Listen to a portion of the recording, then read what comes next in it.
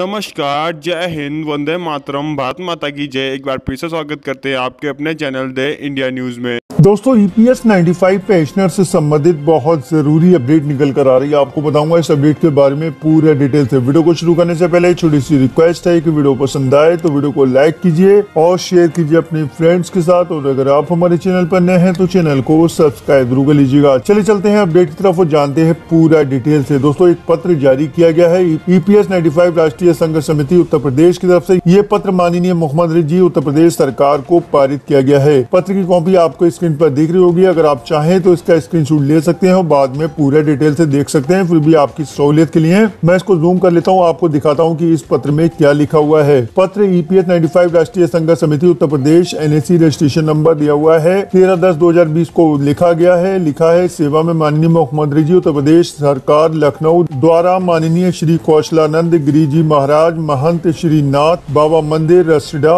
बलिया उत्तर प्रदेश महोदय आपके संज्ञान में लाना आवश्यक है कि हम 65 लाख EPS 95 के पेंशनर देश विभिन्न औद्योगिक संस्थान में कार्य करते हुए अपने वेतन से पेंशन अनुदान की कटौती हर माह कराते थे और देश के विकास में सहयोग करते थे। आज बदहाल जीवन जीने को मजबूर हैं क्योंकि इस महंगाई के समय में भी मात्र 300 से 3000 रुपए पेंशन के रूप में पाते हैं और स्वास्थ्य जीवन जीने के लिए दूसरे पर आश्रित है। बहुत सारे लोग इस बुढ़ापे में भी मजदूरी करने को विवश है। सरकार इन्हें कोई चिकित्सा सुविधा भी नहीं देती है और न BPL कार्ड धारक है। जीवन मूल्य की सुरक्षा में संघर्षरत है। माननीय मथुरा सांसद श्रीमती हेमा मालिनी जी के प्रयास से दिनांक 4 मार्च 2020 को अपने साथ एक राष्ट्रीय संघर्ष समिति के 4 सदस्यीय प्रतिनिधि मंडल को लेकर माननीय प्रधानमंत्री जी से मुलाकात कर 65 लाख व्योबद्ध असहाय निर्बल नागरिकों के साथ सहानुभूति दिखाते हुए हमारी दुर्दशा से अवगत कराया था। माननीय प्रधानमंत्री जी ने सांसद डॉक्टर जितेंद्र सिंह जी को निर्देशित किया, जल्द निदान का आश्वासन भी दिया, पर अभी तक कोई निर्णय नहीं हुआ। माननीय सांसद मथुरा श्रीमती हेमा मालिनी जी ने दिनांक 2 जुलाई 2020 को प्रथम स्मरण पत्र भेजकर दिनांक 20 सितंबर 2020 को माननीय श्रम मंत्री जी श्री संतोष गंगवार जी को संबोधित पत्र भेजकर सराहनीय एवं प्रशंसनीय कार्य किया। कोरोना महामारी में पेंशनर्स की दुर्दशा से दोबारा स्मरण कराया। दोस्तों इस पत्र की दूसरी कॉपी आपको स्क्रीन पर दिख रही होगी। अगर आप चाहें तो इसका भी स्क्रीनशॉट ले सकते हैं, बाद में पूरा डिटेल से देख सकते हैं। आपकी सहूलियत के लिए मैं इसको भी जूम कर लेता हूँ और दिखा देता हूँ कि आपको इसमें क्या लिखा हुआ है। लिखा है, महोदय आपसे भी नम्र निवेदन है कि आप अपने स्तर से प्रयास कर उत्तर प्रदेश के 15 से 20 लाख पेंशनर्स की और उनके आश्रित परिवारों का सहानुभूति प्राप्त करें। हमारी मुख्य मांगे 7.5 रुपए महंगाई भत्ता, 2 वृद्ध नागरिक अपना सम्मानित जीवन जी सके, मुफ्त चिकित्सा आयुष्मान योजना के अंतर्गत दिनांक 31/5/2017 EPFO द्वारा जारी इंटरिम आदेश रद्द किया जाए जिससे सर्वोच्च न्यायालय के आदेश का पालन हो सके। जो EPS 95 के सदस्य नहीं उन्हें सदस्य बनाया जाए और उन्हें गुजारा भत्ते के रूप में 5,000 रुपए देकर सम्मान पूर्वक जीने का हक दिलवाने का प्रयास करें और यश की भागीदार बने। पुनः आपसे निवेदन है कि आप अपने व्यस्त समय में से कुछ समय निकालकर 5 सदस्यीय शिष्ट मंडल से मिलने का समय निर्धारित करें जिससे EPS 95 के पेंशनर अपनी दुर्दशा से आपको अवगत करा सकें। धन्यवाद। प्रदीप श्रीवास्तव, प्रांतीय अध्यक्ष। दोस्तों लगातार पत्र लिखे जा रहे हैं, लगातार मांग की जा रही है, लेकिन उसके बाद भी EPS 95 पेंशनर्स को उनका हक नहीं मिल पा रहा। आपको पता ही होगा मथुरा की सांसद श्रीमती हेमा मालिनी जी ने भी प्रधानमंत्री से मुलाकात कराई थी, उसके बाद एक स्मरण पत्र भी जारी किया, लेकिन उसके बाद भी अभी तक कुछ भी नहीं हो पाया। लेकिन दोस्तों उम्मीद बरकरार है, पूरी उम्मीद लगाई जा रही है कि प्रधानमंत्री नरेंद्र मोदी EPS 95 पेंशनर्स को जरूर कुछ ना कुछ तोहफा देंगे। नमस्कार दोस्तों, और इस वक्त की सबसे बड़ी खबर आ चुकी है। महंगाई भत्ता को लेकर फाइनल डिसीजन आ चुका है और इसी के साथ ही पेंशन में भी कई बड़े बदलाव कर दिए गए हैं जो कि हर किसी के लिए जानना बेहद जरूरी है। महंगाई भत्ता और पेंशन को लेकर बहुत ही बड़ी खबर है जो कि सभी केंद्रीय कर्मचारियों, राज्य कर्मचारियों और सभी पेंशनरों को जानना बहुत ही जरूरी है। इससे पहले बहुत ही बड़ी खबर आ रही है जो कि हर भारतीय के लिए जानना बेहद जरूरी है। जी हां, 7वां वेतन आयोग को लेकर बहुत ही बड़ी खबर है।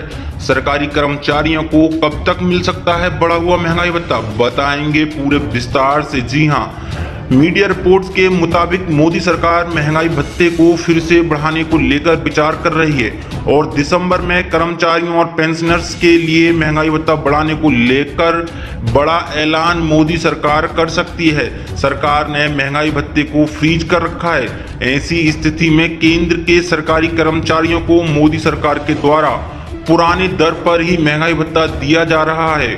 मीडिया रिपोर्ट्स के मुताबिक मोदी सरकार महंगाई भत्ते को फिर से बढ़ाने को लेकर विचार कर रही है और दिसंबर में कर्मचारियों और पेंशनर्स के लिए महंगाई भत्ता बढ़ाने को लेकर बड़ा ऐलान कर सकती है। सरकारी कर्मचारियों के लिए ये नए साल का बड़ा तोहफा और सबसे बड़ा तोहफा होगा। कोरोना के बाद ये पहली बढ़ोतरी होगी जो नए साल से मिलने की उम्मीद कर्मचारी कर सकते हैं। जी हां, गौरतलब है कि महंगाई भत्ता एक साल में 2 बार बढ़ाया जाता है। सरकार 1 जनवरी और 1 जुलाई को महंगाई भत्ते में बढ़ोतरी करती है। सरकार ने इस साल जनवरी 2020 में महंगाई भत्ते में 4% की बढ़ोतरी की थी, लेकिन सरकार के इस फैसले के बाद महंगाई भत्ता 17% से बढ़कर 21% तो हो गया था। लेकिन सरकार ने कोरोना वायरस महामारी और लॉकडाउन की वजह से ये सभी महंगाई भत्ते को फ्रीज करने का बड़ा निर्णय लिया था। कोरोना महामारी से लड़ाई में होने वाले भारी खर्च की वजह से सरकार ने जुलाई में महंगाई भत्ते में कोई भी बढ़ोतरी नहीं की थी। जी हां, 30 जून 2021 तक पुरानी दर पर दिया जा रहा है महंगाई भत्ता। मीडिया रिपोर्ट्स के मुताबिक मौजूदा समय में केंद्रीय कर्मचारियों को महंगाई भत्ता 30 जून 2021 तक पुरानी दर पर दिया जा रहा है। बता दें कि सरकार ने कोरोना महामारी की वजह से कुछ महत्वपूर्ण आर्थिक फैसले लिए थे, जिसकी वजह से सरकारी कर्मचारियों को काफी नुकसान उठाना पड़ रहा है।